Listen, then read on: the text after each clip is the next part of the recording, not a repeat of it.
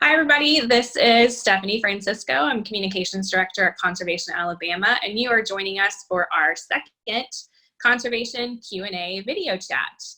We want to make sure we can share information with y'all about the things that are going on with our environment in the state and across the United States.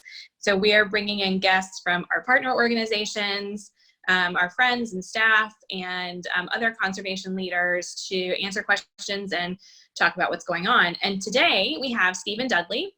Stephen is the staff riverkeeper at Coosa Riverkeeper. And thank you for joining us, Stephen. I appreciate it, from Birmingham. If folks don't know Coosa Riverkeeper, could you tell us a little bit about what you do? Sure thing. Thanks, Stephanie. So again, my name is Stephen Dudley, and I'm the staff riverkeeper with Coosa Riverkeeper. We are a river conservation, a nonprofit organization based in the Birmingham area, but we cover the lower and middle Coosa River basins. So basically, we work from the confluence of the Tallapoosa River and the Coosa down near Wetumpka and work all the way up to Weiss Dam. And our mission is to protect, promote, and restore the Coosa, and we do that by educating the public, advocating on behalf of the river, and patrolling the waters. And so what is your job like as staff riverkeeper? Is there like a typical day for you, or what all do you get to do?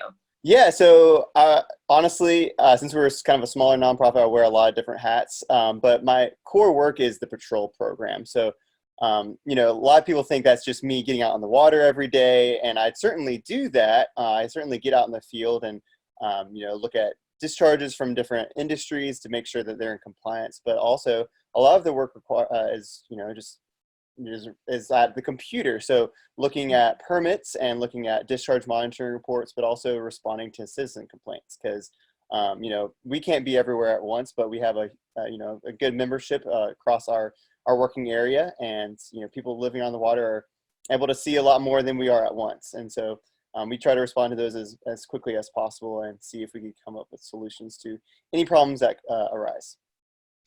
That's great. And that kind of work is why I wanted to talk to you today, because I guess we're recording this on Thursday the 2nd, and last Thursday, the EPA issued some new modifications to their regulations in response to the coronavirus that, as I understand it, basically waived a lot of those responsibilities for utilities and for companies that are supposed to be reporting if they have a pollution discharge as a result of their work. And so I think from what I gathered, it's, if they can make the case that the pollution happened or the lack of monitoring happened because of staffing changes due to the coronavirus, then the EPA will not issue penalties for that. Did I get that right?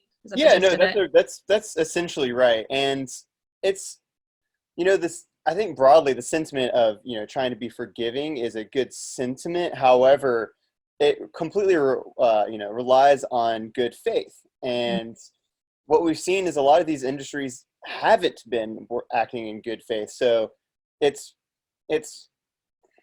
really not a good situation, because they could, provide, it's very vague. They didn't really specify, a good enough amount of evidence or, in those updates as to what dictates, them not being able to do it. And so because of that, I think really we're going to see a lot less,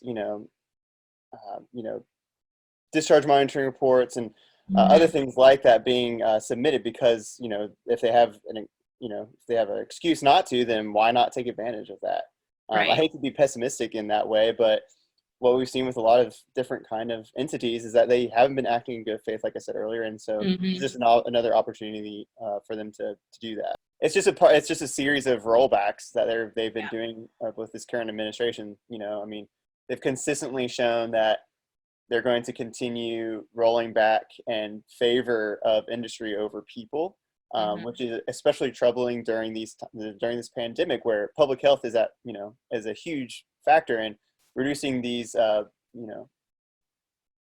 pollution controls and, giving these industries leeway during a time of public health crisis. I think that's just, honestly, I just continue to be flabbergasted Oh, and not in a good yeah. way. Have y'all, I mean, are you trying to figure out, are you trying to step up your monitoring where you can? I mean, I know a small citizen group can only do so much, but are you trying to sort of fill in the gaps? What's the plan? Yeah, so of course, so we, we're going to continue working regardless of the pandemic. We're working hard as best we can. We're practicing social distancing, so obviously that kind of makes things challenging at times. But when it comes to collecting samples, we're able to do that in a manner that's practicing the best social distancing practices. So we're definitely going to try to step up our game.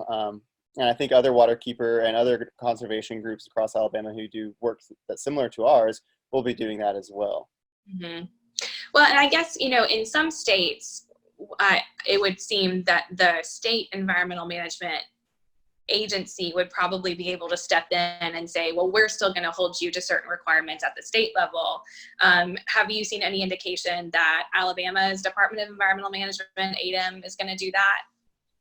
I haven't gotten any indication. In fact, so another aspect of, that's concerning from this, from COVID-19 is the aspect of public meetings and public hearings. And so, we have a couple of really important public meetings regarding coal ash specifically coming up, and they're wanting to do those virtually. And we think that's unwise because while it is practicing social distancing, it also limits the amount of people who are actually going to be able to attend, and so we really want as much of the public to be able to participate as possible. So Right. if we're not even able to, if we don't even know where we're at with that yet, we certainly don't know where we're at with, as far as if they're going to be less or more stringent about, I guess, collecting those permit requirements and stuff. Yeah, that's a great point. I mean, this crisis has brought up so many issues that, all kinds of organizations are trying to address. And that public meeting one is a great one because I know y'all do a wonderful job of getting folks to those meetings to make sure they can speak their minds and make their cases. And I know you had a big win recently with the toll bridge project. Congratulations on that. Thank and you. Things like that are obviously much harder to execute if you can't have folks show up safely. So that's going to be one of, just add it to the list of things we've got to figure out. I guess. I know. Keep getting longer and longer. But yeah, that makes a lot of sense. So I guess if people live in your watershed, or even if they don't, is there a good place for them to go online and find out more information about Coosa Riverkeeper and maybe get involved or make a donation? Absolutely, yeah. So you could just go to our website, coosariver.org.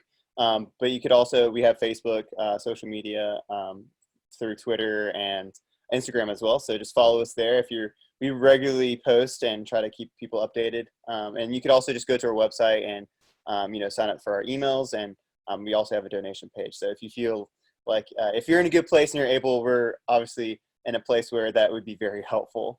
So yeah, absolutely. Great. Well, thank you so much, Stephen. And I know we'll keep an eye on this stuff happening at the federal level. There's a lot that's going to impact Alabama and all the places that we love and try to protect here. So maybe we'll do this again sometime, and maybe there'll be some better news. I don't know. Yeah, I hope so. Right? Yeah, thank you so much, Stephanie. I really appreciate it. And I definitely look forward to working more with y'all. So thanks. Absolutely. Thank you.